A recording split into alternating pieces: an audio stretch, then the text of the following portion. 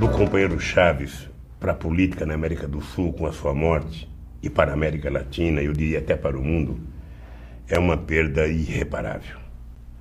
O Chávez era um homem que eu diria 80% era coração, 20% era razão, como eu acho que deve ser todos os grandes homens do mundo. Ou seja, o Chávez pensava muito, mas muito mesmo, no seu povo e sobretudo no povo mais pobre. Eu tive o prazer de conviver com o Chávez muito tempo. Eu conheci o Chávez ainda no tempo do Fórum de São Paulo. Depois eu tive a oportunidade de conhecer o Chávez, ele já presidente da República e eu eleito, mas não empossado, para atender um pedido de gasolina da Venezuela por ocasião da greve dos trabalhadores da PDVSA. E a partir da minha posse nós estabelecemos uma relação muito forte, porque nós tínhamos muito afinidades. Se tínhamos divergências ideológicas, nós tínhamos muitas afinidades políticas. Tínhamos boa afinidade ideológica e tínhamos uma afinidade sobre o papel da relação estratégica Brasil e Venezuela.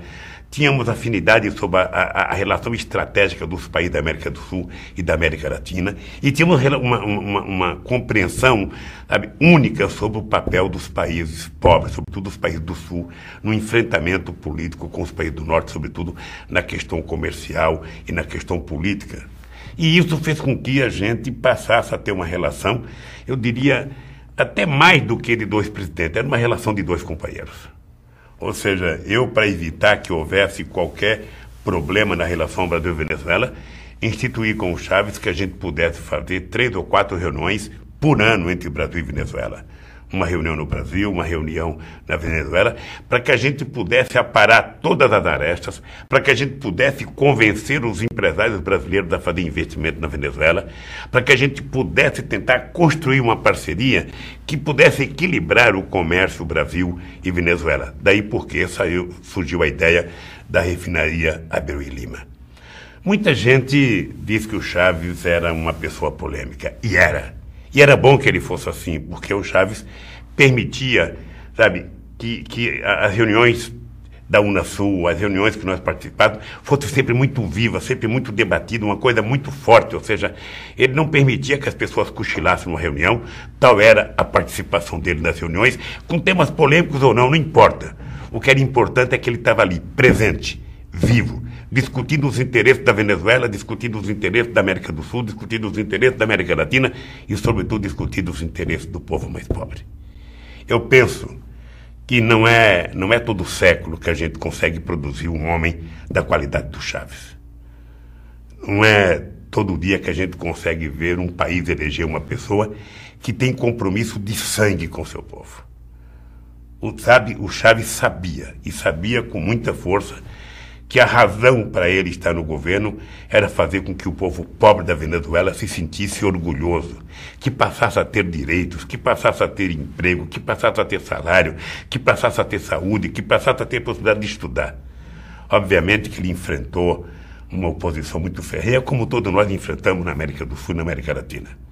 Ou seja, todos os governos progressistas enfrentam, sabe, muitas adversidades.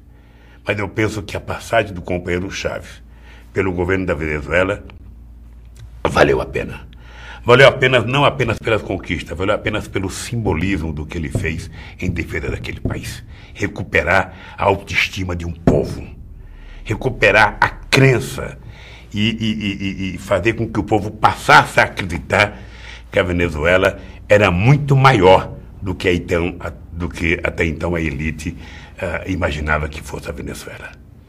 Eu penso que o povo da Venezuela, nesse momento, e todos nós aqui no Brasil e no mundo inteiro, aqueles que gostavam, que não gostavam do Chávez, nós precisamos ter em mente o seguinte: os homens morrem, a carne se vai, mas uma coisa fica, as ideias. E eu penso que as ideias do Chávez, da mesma forma que as ideias de Bolívar perduraram tanto tempo, eu acho que a ideia do Chávez vai perdurar por muitos séculos. Porque a América do Sul vive um momento excepcional e o Chávez tem muito a ver com isso. A criação da Unasul, a criação da CELAC, a criação do Conselho da Unasul de Defesa, a criação do Banco do Sul e tantas outras coisas, tantas ideias, sabe, que a gente colocava no papel, que debatia, essas coisas vão se concretizando um pouco. E eu espero que o povo da Venezuela, nesse momento, tenha compreensão de que é preciso muita paz, muita maturidade, muita tranquilidade, muita unidade, porque a Venezuela não pode retroceder. O povo da Venezuela aprendeu a confiar no governo, o povo da Venezuela aprendeu a ter orgulho do seu país, e isso é um valor inestimável que não pode ser perdido. Eu acho que as divergências políticas vão continuar existindo, mas elas devem ser menor do que a necessidade da relação entre os partidos políticos, da relação entre as forças políticas para construir um clima de paz e de muita tranquilidade, porque a Venezuela precisa continuar crescendo, gerando emprego, gerando riqueza e melhorando a vida de seu povo. Que Deus cuide do Chávez como ele merece. Eu acho que eu tive o prazer de conviver com ele 8 anos e tenho orgulho de ter sido parceiro dele na construção de tantas coisas positivas. E também a tristeza de não termos feito mais, mas de qualquer forma, valeu a pena. Eu acho, companheiro Chávez, que se você não existisse, você deveria voltar a nascer, porque eu acho que o mundo precisa de gente como você. Que Deus o tenha.